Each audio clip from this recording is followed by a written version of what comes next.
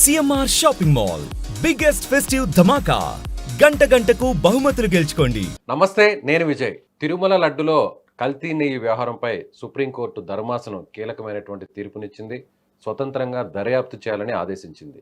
ఇద్దరు సిబిఐ అధికారులు అలాగే ఇద్దరు రాష్ట్ర పోలీసు అధికారులతో పాటు ఫుడ్ సేఫ్టీ అధికారి ఈ 5 మందితో కలిసి విచారణ చేయాలి, దర్యాప్తు చేయాలని ఆదేశాలు ఇచ్చింది. దీనిపైన విశ్లేషించడానికి మనతో పాటు పొలిటికల్ అనలిస్ట్ చంద్ర శ్రీనివాస్ గారు. నమస్తే సార్. నమస్కారం విజయ్ గారు. సో కీలకమైనటువంటి ఆదేశాలు వచ్చింది. అంటే ఇప్పటి వరకు స్టేట్కి సంబంధించినటువంటి సిట్ మాత్రమే విచారణ చేసింది. ఇప్పుడు సిబిఐ కూడా ఇన్వాల్వ్ అయింది. ఎలా చూడాలి? డెఫినెట్గా ఇది అంతర్జాతీయంగా హిందువుల మనోభావాలకు సంబంధించిన సమస్య కాబట్టి ప్రపంచవ్యాప్తంగా అందరూ కూడా బాధపడినమాట వాస్తవం. దీన్ని ఎక్కడో చోట పులి స్టాప్ పెట్టకపోతే ఇది కంటిన్యూ ప్రాసెస్ లాగా ఉంది. మనం చూస్తున్నాం గత వారం రోజుల నుంచి. కాబట్టి ఇది సుప్రీంకోర్టు ఎంటర్ అయింది. ఎంటర్ అవడంలో ఏంటి, ఫస్ట్ భారతదేశ చరిత్రలోనే ఫస్ట్ టైం రాష్ట్రాల పరిధిలో ఒక ఇష్యూని టేకప్ చేయటం, అందులో సుదీర్ఘంగా విచారణ చేసిన తర్వాత ఇప్పుడు వచ్చిన జడ్జిమెంట్ ప్రకారం ఇద్దరు సమర్థవంతమైన, అంటే ఎవరైతే ఎఫిషియెంట్ పర్సన్స్ సిబిఐలో ఉంటారు. ఇది సెంట్రల్ బ్యూరో ఆఫ్ ఇన్వెస్టిగేషన్ అంటే విజయ్ గారు ఇది 1963లో ఏర్పడింది. ఇది ఇండిపెండెంట్ స్వతంత్ర ప్రతిపత్తి ఉంటుంది.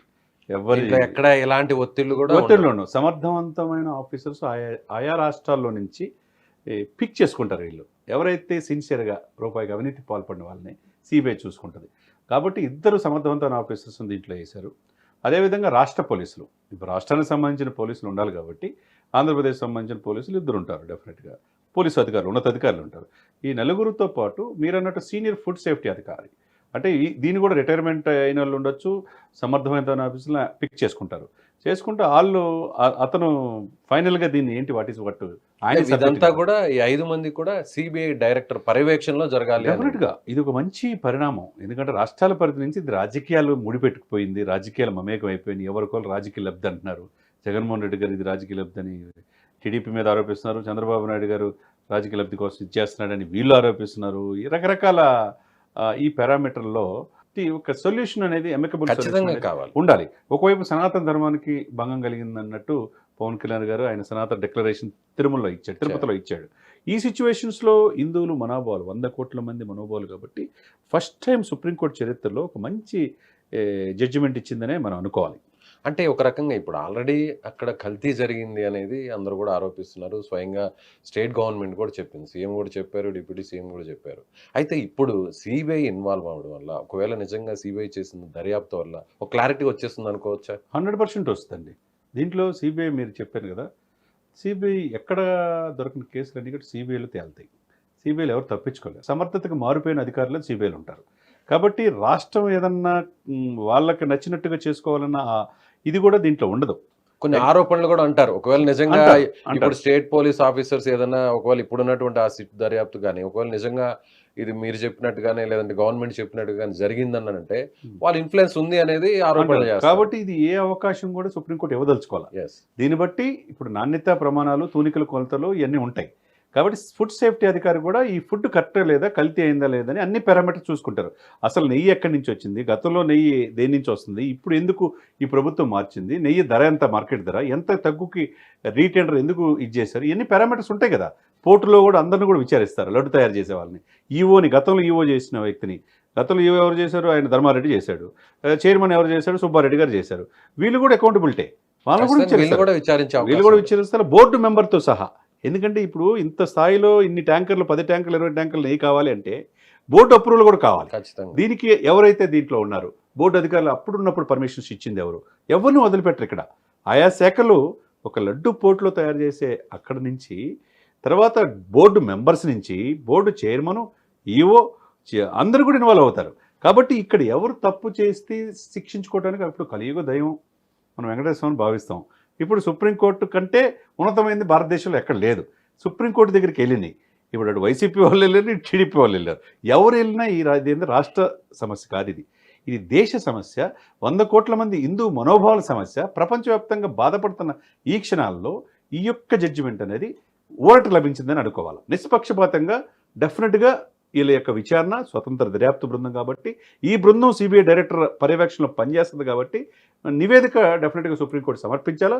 అల్టిమేట్గా నిర్ణయం ఎవరిది, సుప్రీంకోర్టులోనే వెలువడుతుంది. సో ఒకవేళ నిజంగా కల్తీ జరిగిందా లేదా అన్న విషయం మీద ఖచ్చితంగా అయితే మాత్రం ఒక క్లారిటీ వచ్చేస్తుంది. సిబిఐ ఇన్వాల్వ్ అయింది కాబట్టి ఎవరు కూడా దీని మీద ఎక్కడ ఆక్షేపణ ఆరోపణలు చేసే అవకాశం కూడా లేదు. ఇప్పుడు ఎవరికి అవకాశం లేకుండా ఒకరి మీద చేసుకొని దీన్ని ఏంటంటే రాజకీయాలు ముడిపెడతారు. రాజకీయ వేదికగా మారుతుంది.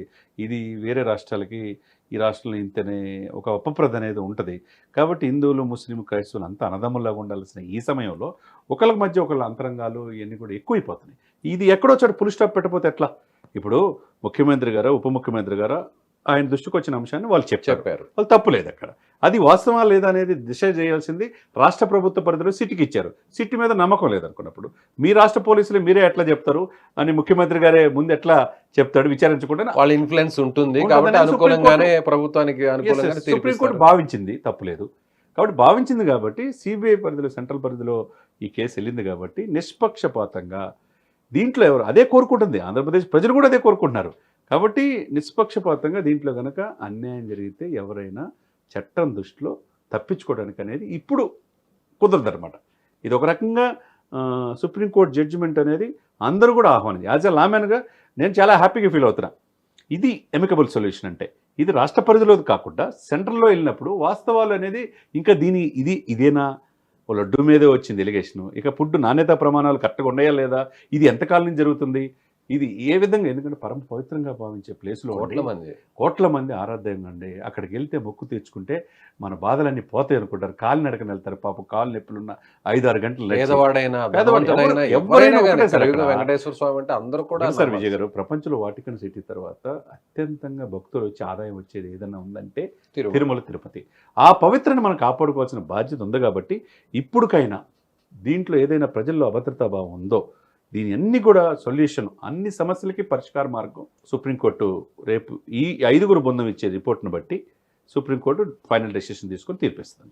సో ముఖ్యంగా అంటే ఇవాళ ఇచ్చినటువంటి తీర్పు ప్రభుత్వానికి వ్యతిరేకం అనుకోవాలా, లేదంటే అనుకూలం అనుకోవాలా, లేదంటే అసలు ఒక ట్రాన్స్పరెన్సీగా నిర్ణయం వస్తుంది అనేది చూడాల్సినటువంటి. ప్రభుత్వం వ్యతిరేకమో ప్రభుత్వ అనుకూలం అనేది కాదు, ఉన్నది ఉన్నట్టు. తప్పు చేస్తే ఎవరైనా చట్టం దృష్టిలో సమానమే. Rule is rule, rule for all.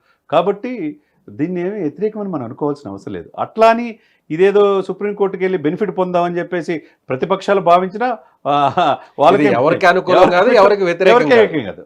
సామాన్య మానవుడికి, సామాన్య భక్తుడికి 100 కోట్ల మంది హిందువులకి ఒక ఊరట. అసలు నిజమైనటువంటి తీర్పుగా భావించాలి. నిజమైన తీర్పు. దాంట్లో కూడా నిజాయితీగా నిక్కచ్చిగా వాళ్ళు చేస్తారు. ఆ విచారణలో ఏది కూడా చట్టం దృష్టిలో తప్పించుకోవడానికి దొంగలు తాత్కాలికంగా ఉపశమనం ఉంటుందే తప్పితే ఈ విచారణలో డెఫినెట్గా దొరుకుతారు. ఎవరు తప్పు చేసినా శిక్షార్హులే. ఎవరు చేసినా కానీ కలియుగదయం ఆయన వదిలిపెట్టడు. ఇప్పుడు సాక్షాత్తు ఆయన యొక్క ఇదిలోనే ఇప్పుడు, ఎందుకంటే సుప్రీంకోర్టు చీఫ్ జస్టిస్ గారు కూడా మొన్ననే వెళ్ళొచ్చాడు. హిందూ డిక్లరేషన్ చంద్రచూడ్ గారు వచ్చారు, ఆయన సెక్యూరిటీ. తర్వాత డిప్యూటీ సీఎం గారు వెళ్ళారు, ఆయన కాలినడకన వెళ్ళాడు. ఇవాళ చంద్రబాబు గారు, ఈరోజు చంద్రబాబు గారు నిన్న అంకురార్పణ జరిగింది బ్రహ్మోత్సవాలకి, పట్టు వస్త్రాలు సమర్పించడానికి చంద్రబాబు నాయుడు గారు వెళ్తున్నారు. అంటే ప్రపంచంలో ఏ మూలనున్నా ఒక్కసారి అనేది మక్కాకి ముస్లిమ్స్ ఎట్లా వెళ్ళాలనుకుంటున్నారో, ఇజ్రాయెల్ జెరూసలేంని క్రీస్తు పుట్టిన ప్లేస్లో క్రిస్టియన్స్ ఎలా అయితే అనుకుంటారో ఒక్కసారైనా తిరుమల సందర్శించాలని హిందువులు కూడా కోరుకుంటారు. కాబట్టి ఈ తీర్పు అనేది ప్రజలందరూ ఆహ్వానించాల్సిన. అలాగే ధర్మాసనం కూడా కొన్ని వ్యాఖ్యలు కూడా చేసింది. నిజంగా ఒకవేళ లడ్డూలో కానీ కల్తీ జరిగితే మాత్రం నిజంగా సహించలేని విషయం, బాధాకరం. అలాగే రాజకీయానికి సంబంధించి కూడా ఎవరు కూడా ఇకపైన ఈ వ్యవహారంలో రాజకీయాలకు సంబంధించి ఎలాంటి ప్రసంగాలు కూడా చేయొద్దని కూడా సూచన చేసింది. డెఫినెట్గా చేయకూడదు, ఇది ఇంతటితో ఆగిపోవాలి. మనం కూడా ఏంటంటే ఇప్పుడు ఈ టాపిక్ ఉంది కాబట్టి ఈ టాపిక్ అమికబుల్ సొల్యూషన్ సుప్రీంకోర్టు నుంచి వచ్చిందని ప్రజలకు తెలియజేయాలి. కాబట్టి ఈ డిస్కషన్ మనం చెప్తున్నాం. ఇక లడ్డు గురించి డిస్కషన్ చేయాల్సిన అవసరం లేదు, కోర్టు పరిధిలో ఉంది కాబట్టి ఎవరు కూడా ఆ లిమిట్స్, ఆ లక్ష్మణ రేఖను దాటి ఇక వెళ్ళకుండా ఉంటే మంచిది అందరికీ. Right sir, thank you so much. So supreme court ఇచ్చినటువంటి తీర్పు ముఖ్యంగా ఇది ప్రతి హిందూ కూడా ఒక ఊరటనిచ్చింది. నిజమైనటువంటి దర్యాప్తు ఇప్పుడు జరగబోతుంది. అయితే ఈ తీర్పు ఎవరికి వ్యతిరేకము అనుకూలం కాదని పొలిటికల్ అనలిస్ట్ చంద్ర శ్రీనివాస్ గారు చెప్తున్నారు. Thank you so much.